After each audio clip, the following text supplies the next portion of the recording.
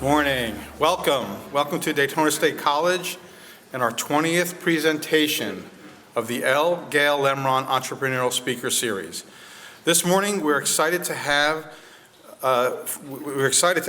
Suneera Madhani here, CEO of Fat Merchant, who took her company from startup to industry leader in just 5 years.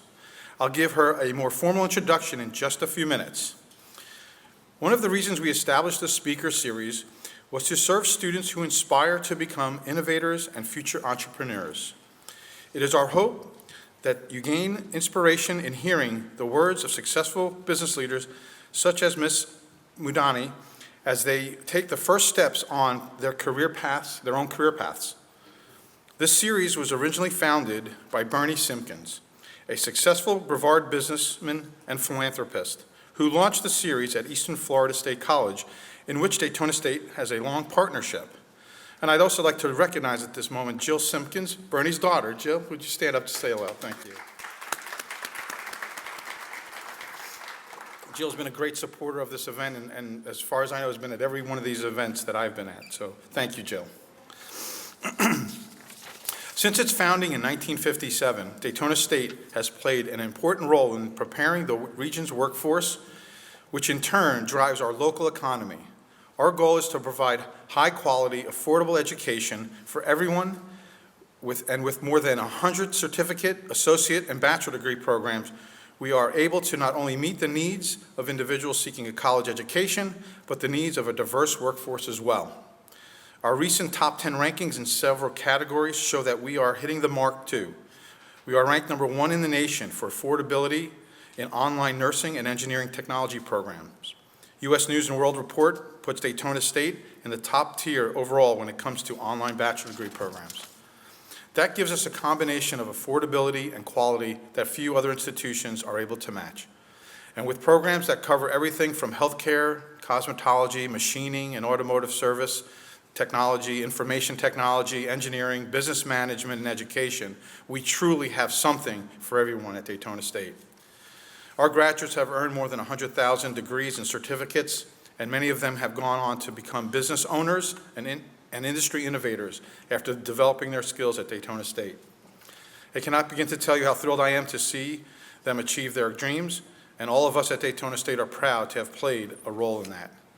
Today I'm going to introduce you to two more students who are pursuing their dreams at the college and are the 2019 recipients of the Gale Lemerand Entrepreneurial Speaker Series Scholarship. At this time, I'd like to ask Mr. Lemerand to please join me on the stage.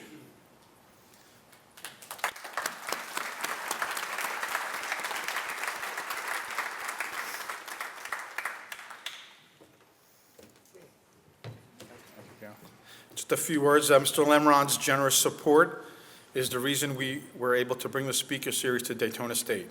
As one of the nation's leading entrepreneurs, Gale Lemerand has founded more than 100 successful companies, has served as vice chair of our district board of trustees, and is a philanthropist to many colleges and civic programs in the area. Mr. Lemerand has also funded these scholarships to help Daytona State students who are inspiring entrepreneurs, and more than 50 have been awarded since the program was established in 2007. The students are selected based on professors' recommendations and class performance. Gale, would you share a few words with the group, please? Okay. Good morning. So pleased to have all you folks here. Daytona State is so close to my heart, and we're so fortunate to have such a school in our community. I don't want to take much time here, but I do want to say that, give you some words that I think are words of wisdom that you probably heard before, but especially for the young people in this room. I say, at this time in your life, I think it's probably the most important time in your life as you're developing.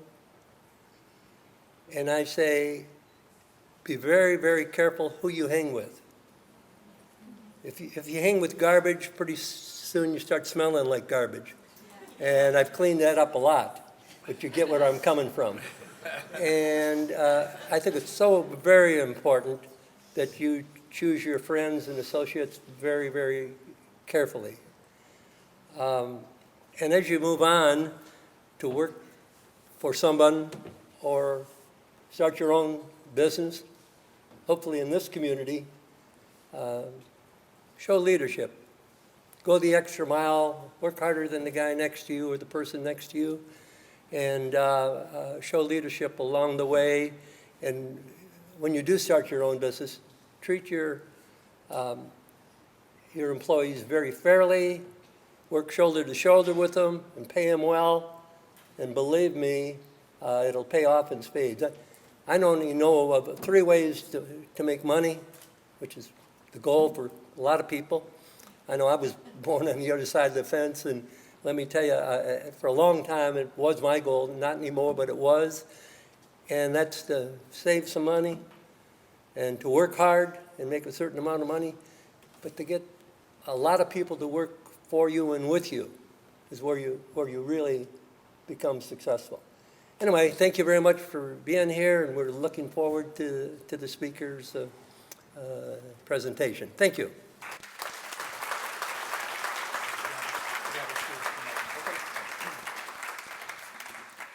At this time, we present the scholarships. Please join us as I call your name. Holly Noel Monroe, can you please come on up? Thank you, Holly.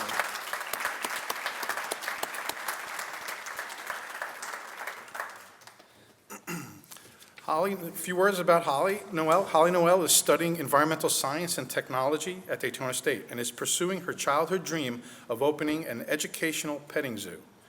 While she plans to start small with livestock, her long-term goal includes bringing in more animals, adding food trucks, hosting parties, hiring photographers, and adding an educational garden.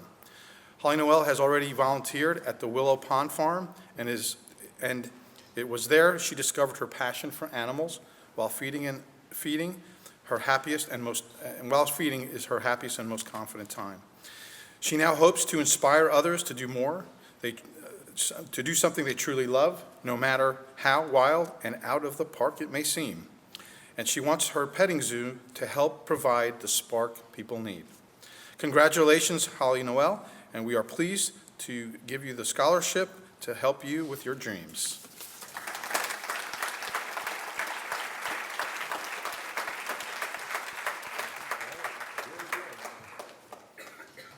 Congratulations.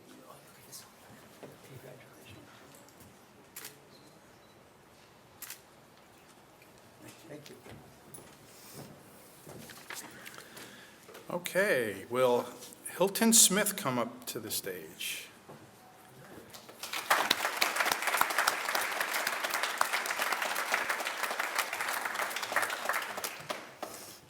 A few words on Hilton here. Hilton has followed a long and winding road to Daytona State, and life has thrown him a number of challenges, which he continues to overcome. He earned his GED through the adult education program and is now in his 3rd semester at our Deltona campus and is a member of the Phi Theta Kappa Honor Society. He plans on becoming a nurse upon graduation and eventually starting his own home health care business. Hilton works with numerous members of the homeless community and elderly, caring for them physically and emotionally. He has also started a creative writing club and enjoys volunteering and giving back to the community wherever he is needed. His own life experience and passion for helping others continues to be a driving force for Hilton, who is joining our nursing program. Thank you for your compassion, spirit, Hilton, and we are glad that this scholarship will assist you on your path to your goals. Thank you.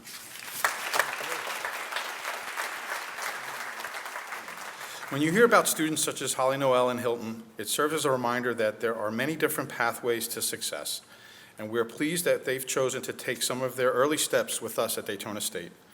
Now, I would like to introduce our featured speaker this morning, Mrs. Suneera Madhani, CEO and founder of Fat Merchant.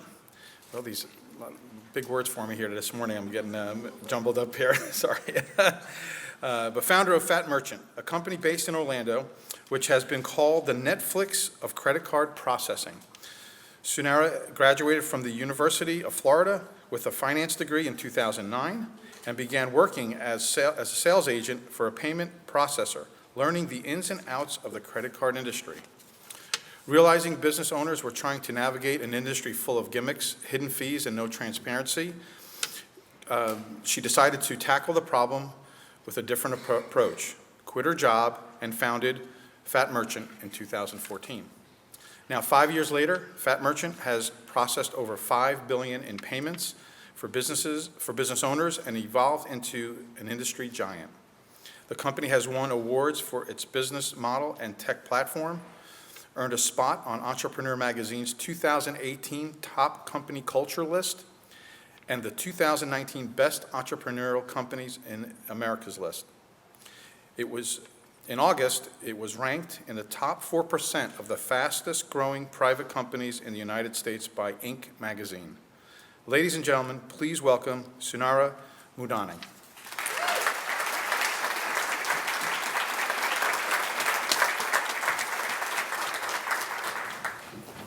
Hello, everyone. Can you guys hear me? Yes. Good evening. I'm not a podium person, so I'm just going to walk around and talk to each of you. I hope everyone's having a wonderful morning. My name is Suneera Madhani, and I'm CEO and founder of a payment technology company located right down the street in Orlando, Florida. And so today I'm so excited to be here to share my entrepreneurial story with you, share lessons that I've learned along the way. And when I look at the audience and I see just our future is so bright with all the students here. And I was exactly like you, sitting in your seat, and I wish that many years ago that we had colleges that would invest in having entrepreneurial speakers and programs, because this was something that I never thought would actually be a career choice for me. I was never taught entrepreneurship. And so you guys are very fortunate to have an incredible university, an incredible college that supports entrepreneurship and that invests its time to make sure that you guys have these learnings from entrepreneurs and have incredible advisors to help you guys along that journey, because it didn't exist for us, and I didn't graduate that long ago. And so, yeah, so a little bit about me and the company. So, I'm excited to share on how we took Fat Merchant from a 0 to $5 billion in payments. And I am 32 years old, a mom of a 3-year-old toddler and an 8-month-old baby, and kind of juggling this journey of entrepreneurship and scaling a company to heights that I truly never thought imaginable. And so I don't have a clicker. Is there a clicker? Right here. Fantastic. And so that was, my journey, I graduated from the University of Florida in 2009, and I was super passionate about corporate America. I had zero desire to be an entrepreneur. You see, my family actually, I'm the daughter of immigrant parents, and they migrated to the United States separately at a very young age with pretty much nothing in their pockets. And entrepreneurship to them wasn't a career path, it was a necessity, because they never actually graduated high school. And so when they came to America, they didn't have any choice besides to, work in various places, and they were in Chicago at the time. And at the end of the day, my dad bought his first business in Dallas, Texas. So I spent half my life in Texas and half my life in Orlando. But growing up with an entrepreneurial family and a family that operates small businesses, the business always came home. Right, so the business was always around. I was always working with my parents, my brother and I. I have a sibling who we're 2 years apart. And I went to 10 different schools in 12 years. So that's a lot of different places to continually move, have to make new friends. But when I look back, all of these experiences that I've had have actually trained me to be the CEO that I am today. Those experiences that I might have thought were just the most awful thing ever, to have to move high schools 3 different times, actually helped me become a better speaker, actually helped me make friends and put myself in uncomfortable positions that I wasn't used to. And so because I grew up in that environment of constant different businesses and small businesses, from restaurants to convenience stores and you name it, my parents have operated all of it. And my brother and I always worked in these businesses. I was always exposed to business from an early age. But I like to call myself a reluctant entrepreneur. And the first lesson is, I never really had a plan. And so when I graduated in 2009, that's me in college. Amazing years. I went to UF, and I graduated at a time where I really maximized my college experience. So no one ever taught me that, hey, I need to be involved in clubs, or I need to study abroad, or that I should, attend all sporting events and make friends, in different parts of, like I had friends in engineering and I was in the College of Business. But I maximized every opportunity, and I was always a yes person. I always followed my gut. And what my gut always said was, I'm better off being out of the house than just kind of being siloed in my own apartment. Because it's really easy to get bogged down in school because you have papers and you have tests and you have your core group of friends and you have your core projects that you're involved in. And I always branched out. And what I knew was that I had to say yes because opportunities always came from that yes. And so to all the students here, I encourage you, these are the most pivotal years that you have, and you're going to shape your future based on these experiences. And it's not just about the A on the paper, it's about the experience of college. And I think what Gale had said right before when he said, your network and the people around you need to be leveling you up. And I'm going to talk about that later in my story. But I always surrounded myself with people who were ambitious. And so that was something that I think I didn't realize was an asset. And I was very lucky to have the friends that I had, that we were all ambitious. We were all determined to do really great big things, and we talked about it. We didn't sit in our silos. We took every opportunity. And that's a picture up there of one of my friends' groups. This is in Italy. So this picture was the morning that we were all packing, leaving back to US after an incredible 6 months of study abroad in Rome. And these are the experiences that I was fortunate to have in college. And so follow your gut. And my gut always said, get up and go. Get up and get involved. And so that was the university experience that I had. However, I did graduate in 2009. And for some economy majors out here, that was the worst time to graduate in US history. So even I was at a great college, I had summa cum laude on my resume, I was top of my class, I was involved in every business club and finance club, it didn't matter. And I had an internship every single summer. Every summer I had an internship because I knew that I wanted to have a lot of experiences on my resume. And my dream was to be an investment banker. I wanted to move to New York. I wanted a New York life. I wanted to get out of Florida, move to New York City, and be this fancy investment banker in corporate America. That was my dream. But it didn't happen. And life kind of punched me in my face when all my job offers were actually revoked.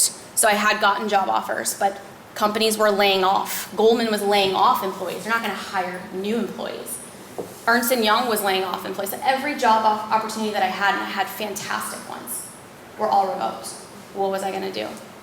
But what I will say is I did prevail. Because of the experiences that I had, I was one of the very few that were still, I had opportunities and offer letters on my table. It wasn't exactly what I wanted to do, but I was still fortunate enough because of this combining of experiences that I was able to land a career in corporate America. So I ended up working for a Fortune 100 consumer packaged goods company. Nothing very exciting there. But it was an incredible 3 years of my life post-college because I learned processes. I learned how to have a boss. I learned how to deal with a team. I learned how to use my voice in the right settings.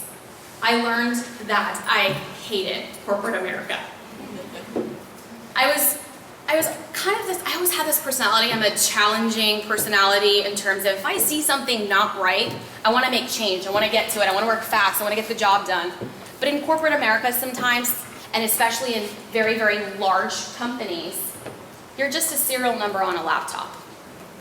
And that's what I was. And so although I had all these great ideas of how to improve processes, how to make the business better, how to serve our customers better, I was just, again, that tiny serial number on my laptop, and I carried no weight. I was a brand new associate in the company.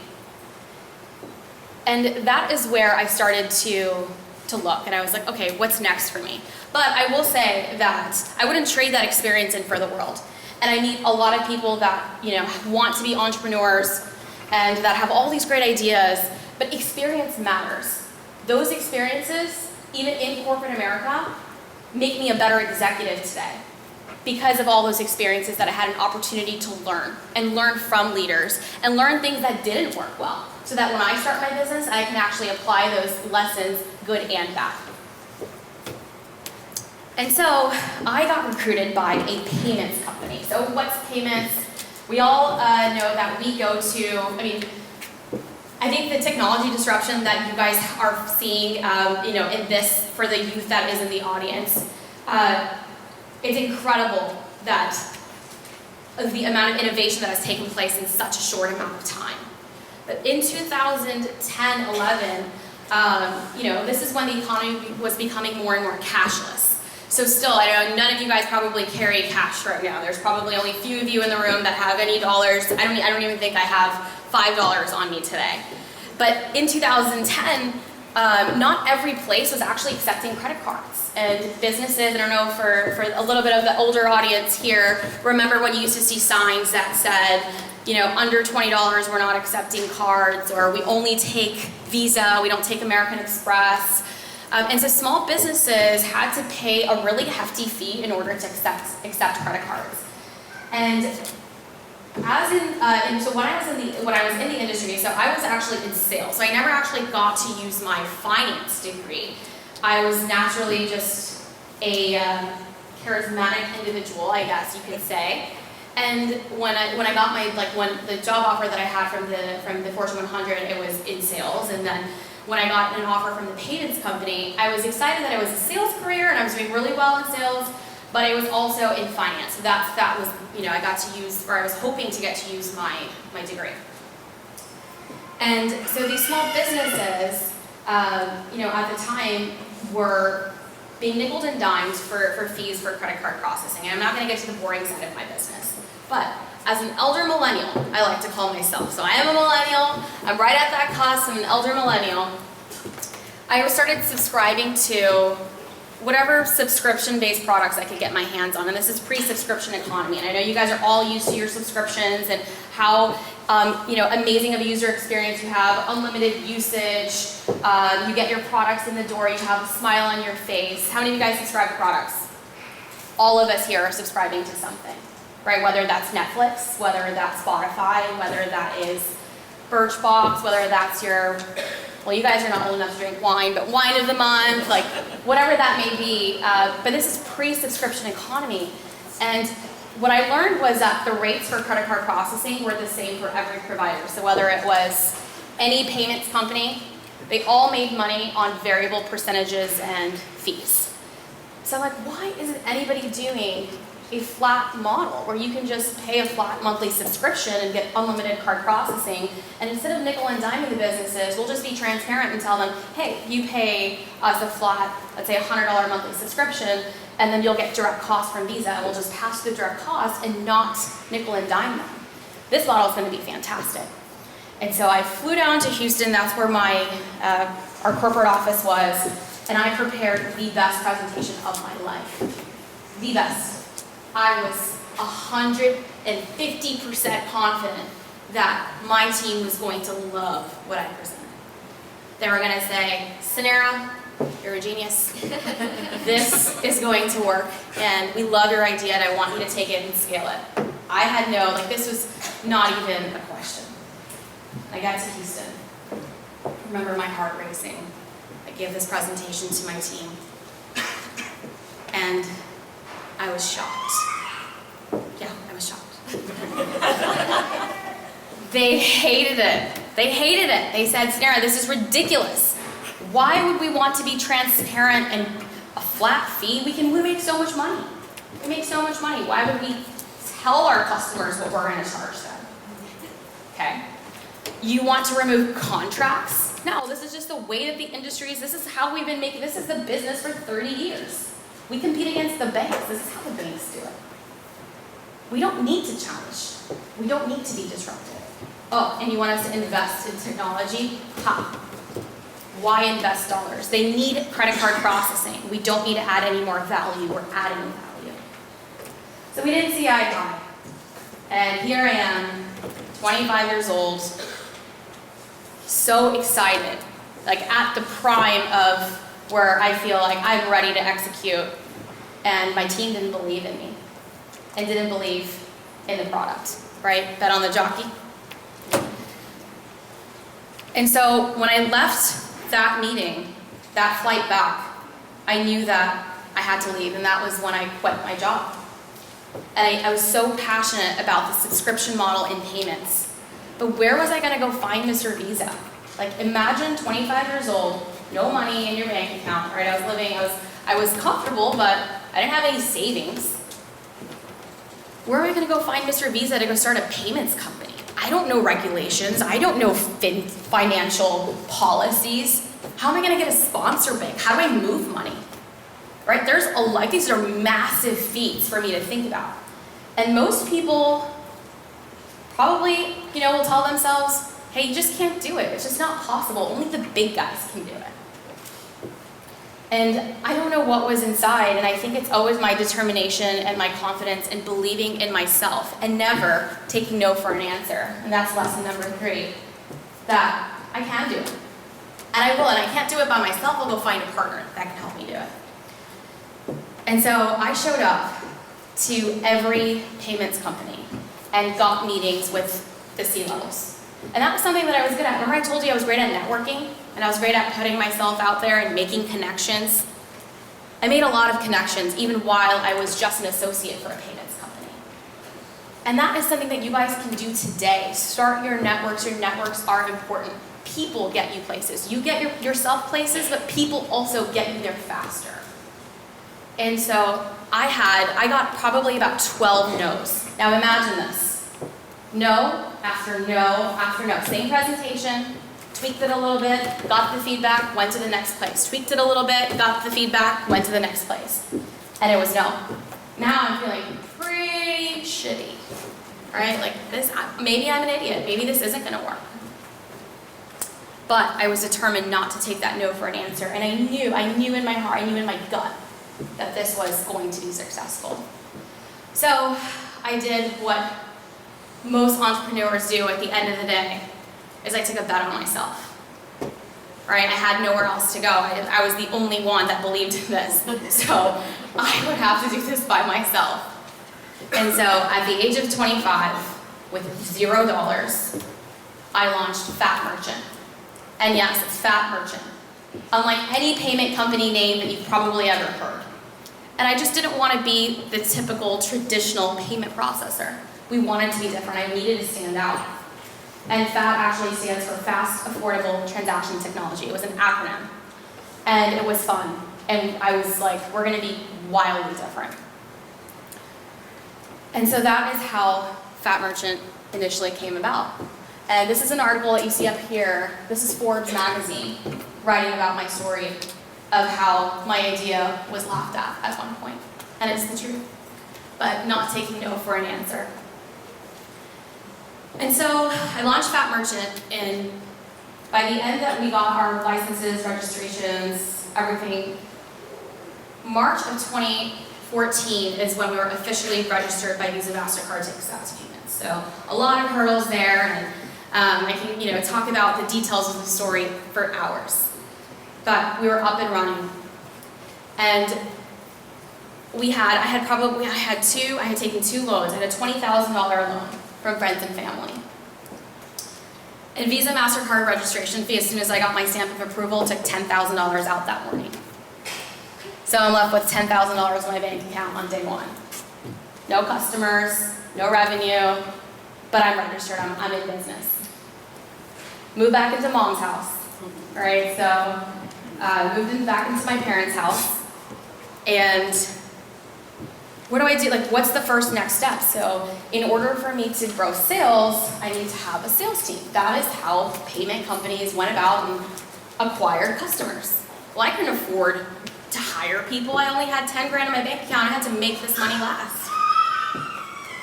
And so I took those dollars and I put it online. I created a website and I hired a really great company to go create a website for us. So there was $5,000 gone out of my bank account. But I went online, and that was something that most payment companies at the time were not doing. And you like, literally this is 5 years ago, and you're like, she's not ancient. No, truly the industry is like super ancient, and all the disruption has been happening in these last 5 years. So I was at the forefront of, we put our dollars online, and because I couldn't hire a sales team, I invested in Google. I started blogging. I started social. Things that I can control and do digitally, because that is what we're good at, right? As millennials, we're good at digital. We're great at social. And you can be a lot bigger than you think online. Because when customers are finding you online, they don't know that it's only 2 employees or 3 people behind that desk. You can have a great online presence. And so in 2014, we invested digitally. And because we invested digitally, we started growing organically online. Also, I had put our name into every, pitch competition that I could get my name into. So, universities like, colleges like Rollins, right? So Rollins College in Orlando has a business plan competition. Entered my name in the business plan competition, took home $25,000. Pretty nice check to take home. Entered my name in the, a business plan competition for women business owners, took home $7,500. At the end of that year, we took home over $200,000 in prize money. Yes. And that is how we seed funded the business. So every time I go win a competition, I take those dollars and put it straight into the business. And we were probably a team of 3 at the end of 2014. And by the end of 2014, we had done $5 million in payments. So we were growing, and we had probably about 100 customers at that time. But we were proving out this model. And because of these competition wins, a writer from Fast Company gave me a call. Fast Company, like, is this for real? So I take this interview, and I had no clue what this would do for us. Take the interview, next morning, front page, Fast Company, meet the woman trying to change the credit card industry. The article goes viral. There's over 20,000 shares from that article itself. Nobody had seen a model like this, an unlimited flat subscription model in payments. We were coined as the Netflix of credit card processing. And so with Fast Companies, with that article, our little tiny office in Orlando, we had a 100 square foot office. I think it was the size of this stage, truly. This was our office. 3 desks, 2 phones. We had to get phones installed. Our website crashed. We had no CRMs, we had no tools, we had no tech solutions to be able to handle that type of velocity and volume, because we weren't thinking big. I thought we were gonna have a great lifestyle company that I was gonna launch and have, a couple hundred customers and do well for myself. I was not thinking venture capital. I was not thinking mass scale. I was not thinking multiple offices. I was not thinking big. And so with that, we call that moment, it was the greatest and the worst thing that ever happened to us. It was the greatest because, it's Fast Company, and we got validation that everybody wants this product. And it was the worst thing that ever happened to us because we were thinking small. We weren't built for scale. And it was just, we lost so much business opportunity that we could have probably captured. But I knew that I needed help. I knew that I couldn't do it alone and that we had an opportunity to scale. So I went to a venture tech accelerator. And I said, hey, I've got a company and it's growing and I need help. I need internal technology because I need all these tools. I need to be able to onboard customers online. I have a financial product. And it's pretty complicated. It's a B2B SaaS product. It gets boring, but it's kind of cool at the same time. So I have this product and I need to be able to have my own payment platform. I cannot white label these solutions. Our customers want this experience. And so I asked for help. But the lesson is I needed to think bigger. And some of these pictures that you see are covers of magazines. And I could not have ever imagined that that would be my face, for growth, or business leaders of the year, or entrepreneur, or Inc. And it's truly a Cinderella story, and I'm just, like, when I look at the students, when I look at you, I'm like, that was me not that long ago. So think big, that's the lesson, and think bigger. We limit ourselves, we think that we can't do it. But here I am, just an ordinary girl with a basic finance degree that wanted a corporate job on the cover of these magazines. So think big, because you can do it. And it's that constant battle of just thinking bigger and not underestimating yourself and your team. And so that first year, I said we did $5 million in payments. We went to the tech accelerator. We started building out our platform. And then we asked for funding. Oh, those are some pictures of the checks that I was talking about. It's real, it happened. Proof. So we're growing the company, and we finished, at the tech accelerator. And that's when I knew that if Fat Merchant's going to scale, we need dollars. We need to raise capital. I had no idea on venture capital or what that meant. I mean, all I seen was Shark Tank, right? Like my knowledge of venture capital was Mr. Wonderful. And then I knew that I had to value my company at a certain point, and I could get investors in. And that's what we did. So I learned very quickly on raising capital, and we asked the Orlando community for $500,000 at the end of our demo day for our tech accelerator. That night, we were oversubscribed to 1.4 million. So we did between our seed and Series A, we did a $2 million Series A, and then I went on to raise another $5 million for my Series B, and last year we did another $10 million for our Series C. So in total, we've raised $20 million in venture capital for the business. And what that means, it's growth dollars. So I don't own 100% of my company anymore, but we have the capital that we need to scale the company bigger and bigger. And so it's a bigger pie, a smaller slice of the pie, but the pie gets bigger. And so that has been the kind of the trajectory over the last couple of years. So we raised capital, that $5 million in our first year. We did $5 million in 2014. We did $110 million the following year, $750 million in 2017. In 2018, we crossed $1 billion in processing. In 2018, I was coined the most influential woman in payments. So payments is a very male-dominated industry, and a lot of the players are the legacy players. There's very few tech players that are disrupting this space. Stripe, Square, PayPal, Braintree. I don't know if you're familiar with any of these technology payment companies. But being given this title as most influential amongst executives from Visa, from MasterCard, was just one of the most incredible experiences. And now we're at this point at $1 billion of processing. We actually scaled again. We just continued to have triple-digit growth for the company, and we surpassed $5 billion in payments this last year. Again, don't underestimate the power that you have to scale. And this is us. That's Mayor Buddy Dyer of Orlando for our ribbon cutting for our office. And now we have just the most incredible team. Headquarters in Orlando, we have multiple offices, and it's fun, and I'm going to share a little bit of that with you. But it wasn't easy, right? It's been every single day of hard work.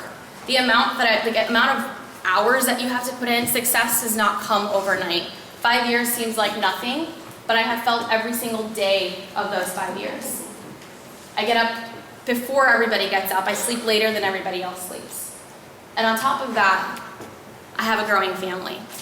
So this was a priority for me. It was at the time in my life where I wanted to have, our family, my husband and I wanted to have kids, but I was also growing a company. And I didn't want to put my life on pause and go pursue my career, and I didn't want to put my career on pause to go pursue my life. And so it has been definitely the craziest balancing act you've ever seen to juggle on having 2 children and doing this along the way. But it's important, and another lesson that I want to share with you is you have to make time for what's important. It's really easy for us to get so focused into one avenue and just to put all our energy into one avenue, which is fantastic. But everybody else around you may suffer, right? You have to evaluate what's on your plate and what's important to you. You need to check yourself. And again, it's in healthy moderation. So yes, for me, Fat Merchant was important to me and my family was important to me. That means I had to say no to a lot of things. But if you identify, here's the top 1, 2, and 3 priorities for me, make time for what's important. And so right now you guys are in school, all right, you're busy with school. But what are your hobbies? What are you passionate about? Right? Are you a musician? Do you want to launch that podcast? Do you have a blog? Do you want to volunteer and take care of animals? Right? Like, what is it that you're passionate about? And make sure that you make time for that. Because time, as anyone will tell you, is the fastest thing to go. And we all have the same amount of hours in a day. Everybody, I have the same amount of hours in a day. You have the same amount of hours in a day. Oprah has the same amount of hours in a day. Beyonce has the same amount of hours in her day. Right? But what we choose to do with our time is what defines what our experience is going to be like. And for me, the philosophy is really what I call zero time wasted. And so you can schedule everything. You can make time for your friends, and you can make sure that you study for that test, and you can make sure that you're part of that club, and that you show up for that game, and you go to your internship, or you go to work, and you can make time for all the things if you plan ahead properly, if you have that zero waste mentality. And evaluate that. Like, what are you spending your time on? If you take a time clock and you really actually write down, you have so much time, students. Like now, like any adult in the room or any, will tell you, any parent in the room will tell you, I don't know what I was doing with my time before I had kids. It's truly crazy on how much time you actually have. Stop binge watching Netflix, right? And truly evaluate that. If you want to be successful, then it's in your hands. It's in your hands. Spend time on things that are going to move the needle and make time for what's going to matter. And so that's a big lesson that I learned. And that's my beautiful daughter, Mila. I don't even have a picture of Anna up here because she's such a little baby, and I don't have any nice, well, I have pictures, but Mila made the list. So I have 2 daughters, Mila and Anna, and my family is really important. And I share my story, actually. You guys can follow me on Instagram at MomBossCo. So that's the thing. I started sharing my mother life and then the crazy executive life over the last couple of years, and it's a fun feed to follow. So, and it's a lot of my kids and what's happening at Fat Merchant. We call it Fat Life. So. And then we're getting down to the end, but you cannot do it alone.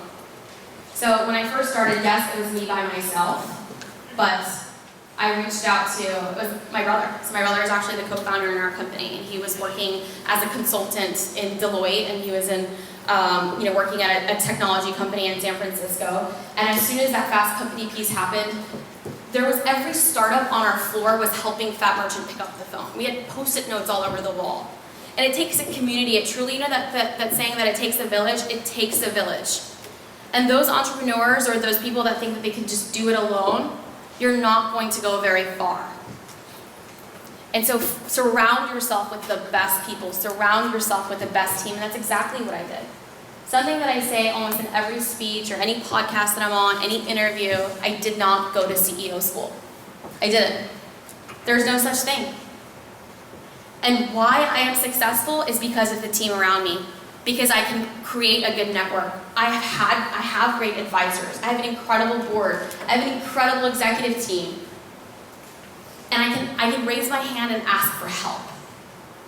And so if you're stuck, if you need help, there's nothing wrong. I think that's one of the hardest things. I don't know why it's so hard for people to raise their hand and say, hey, I need help. Or I'm stuck here. And you'd be surprised that there's people in your network that actually have the answer, that can help solve that problem. Advisors, teachers, friends, colleagues, your parents. Right? We underestimate the power of the people around us.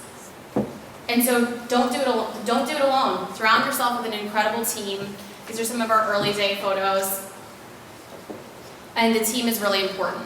And as an entrepreneur, your core team, your founding team, is even more important because they carry that culture. They carry that vision of the company, and then they hire that next set. Now we're a team of 100 people. 101, I think, as of last Monday. But I have to trust my leadership team, and they have to trust their team, and they have to trust their team to make sure that they're hiring the right DNA that fits our company culture, right? Because if we hire people that don't fit that culture, it can be very toxic for the company. And that goes back to anything you do in life. And so I really love the lesson that Gale gave around, don't surround yourself with garbage, surround yourself with the best, because you are only going to be the best. And lastly, I think the most important lesson is don't forget why you're doing it. Have fun, right? You get one life, YOLO. All right, you get one life. Enjoy your day every day. If you're not waking up and loving what you do, then change it. It's on you. It's not on your boss. It's not on your shitty teacher. It's not on your shitty this. Don't make excuses. It's on you. You control that. You control every single day, so have fun. Right? Have fun doing it. And that's what I get to do every single day. When I walk through the elevator doors at Fat Merchant, we have the most incredible culture at the company. Because we have the most incredible people at the company. And all these awards and accolades from Best Places to Work and Entrepreneur and Fast Company and Inc. We already knew that. We don't need accolades on our walls. We have fun. It's because we have fun.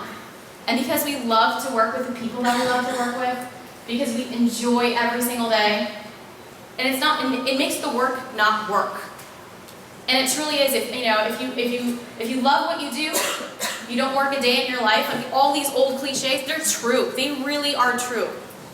And so have fun along the journey. And if you're not happy, and if you're not feeling like it's feeling, if your gut and your mind is just not there, then change it. It's on you to change that. And so I'm very, very fortunate to have an incredible team. That's a picture from our last town hall. We celebrated 5 years in business this July.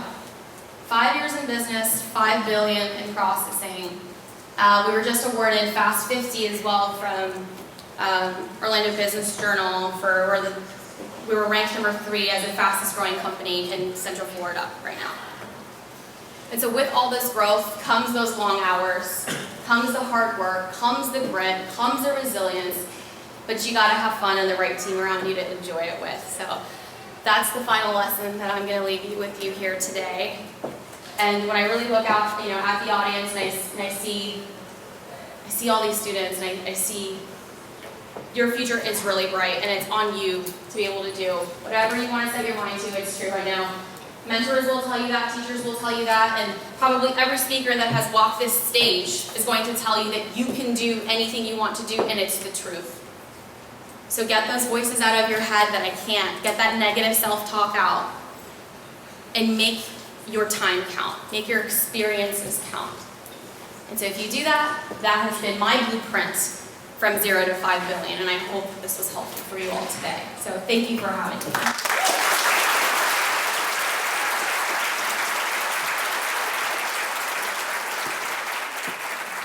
Questions? What is the competitive moat that Fat Merchant has to keep Jamie Dimon from waking up tomorrow morning and saying, okay, I'm going to do the same thing they're doing? Our technology, so we have a proprietary platform. I didn't get into the details of the tech, but we started as just a subscription flat product. What we learned is that business owners need to be able to accept payments in a multitude of ways. So let's take Sally's Cupcake, right? So she has a point of sale system at the, where you go purchase the cupcakes at the counter. Then she goes to the she goes to like a flea market, and she has a mobile processing to take those transactions there. She has an order from a bride, so she has to send her an invoice via QuickBooks. And she's got an online shopping cart where she sells t-shirts and she ships cakes online. So now that's 4 different ways to accept payments. And currently right now she goes to 4 different providers. So she goes to Square for her mobile, Shopify for her shopping cart. She goes to Bank of America for her terminal, and then she uses QuickBooks for her online invoicing. Well, that's 4 different accounts, 4 different merchant fees, 4 different throats to choke, quite frankly, and not one place to see all the transactions, which payments are the health of her business, in one place. And she doesn't have the time to sit here and reconcile all her payments, so she's just running her business. And so what we do is that we integrate with all the which ways that she's accepting payments, or we replace that solution. So we'll integrate with her shopping cart. We will provide her that mobile processing. We'll integrate with her terminal. We'll integrate with QuickBooks Online.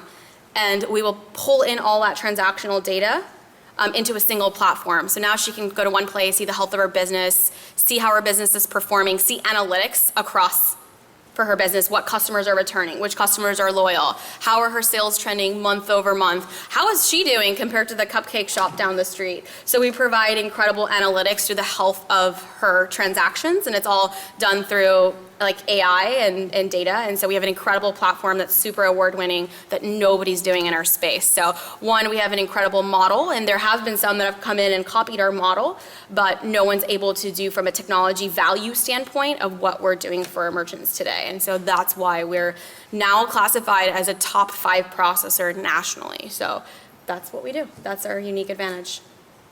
Very, very impressive. Thank you. So 2 questions. How long do you see before the Suneera model is the one that's going to be around? That's the only model that's going to be around. So that's part 1. And in processing industry, so currently, let's say, I don't know what processing fees are, let's say $100 billion. How much did you bring down the cost to businesses? So how much did the processing fees go from $100 billion to $5 billion once the Suneera model is adopted everywhere? So not to get too technical for the audience here, but by switching to a subscription model, yes, we are able to save businesses financially from processing savings, roughly around 30% in processing fees. However, we've learned it's not just, it's transparency. So we're not always the cheaper. So I'm not the cheapest in the market. So by make no mistake, that fat merchant is the cheapest processor. We are a flat subscription model for businesses that have growth. So for businesses that they need to be doing 100,000 in processing at least annually, and our sweet spot is that to 20 million in processing. So that's our sweet spot of customers. We have customers that do more and some that do less, but we really are hyper focused. And so for those entrepreneurs out there, stay focused on know your audience and stay focused on that audience so that you don't get distracted by trying to do too much. And so that's the answer there. Thank you. All right, hi. My name Hi. is Precious, and I'm a young student here at BSC.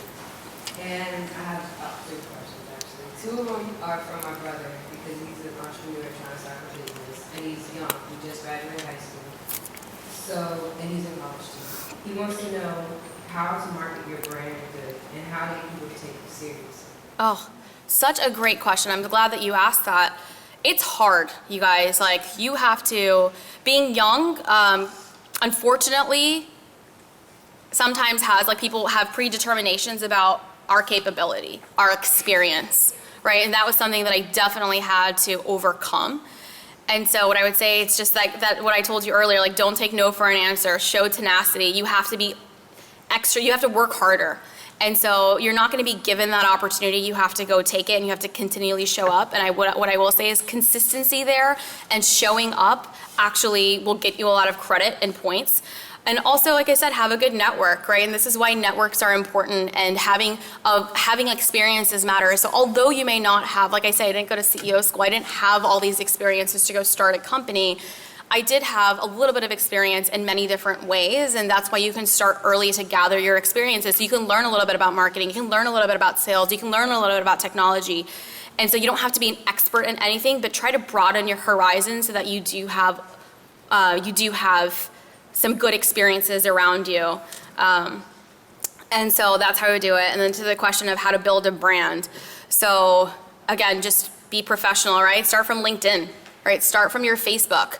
Employers look at this stuff. We look at this stuff when we hire our teams. Make sure you're professional, right? So don't post stuff that you shouldn't be posting that you don't want an employer to be looking at, or a potential customer to be looking at, or a potential partner to be looking at. Sometimes when we're looking, we'll get resumes, and if you just look at their LinkedIn profile and it's a selfie photo, take a headshot, right? Have a friend put the camera up, get a nice background, and it doesn't take effort to show up professionally. So if you want to be taken seriously, show up for the job, right? Dress like a leader.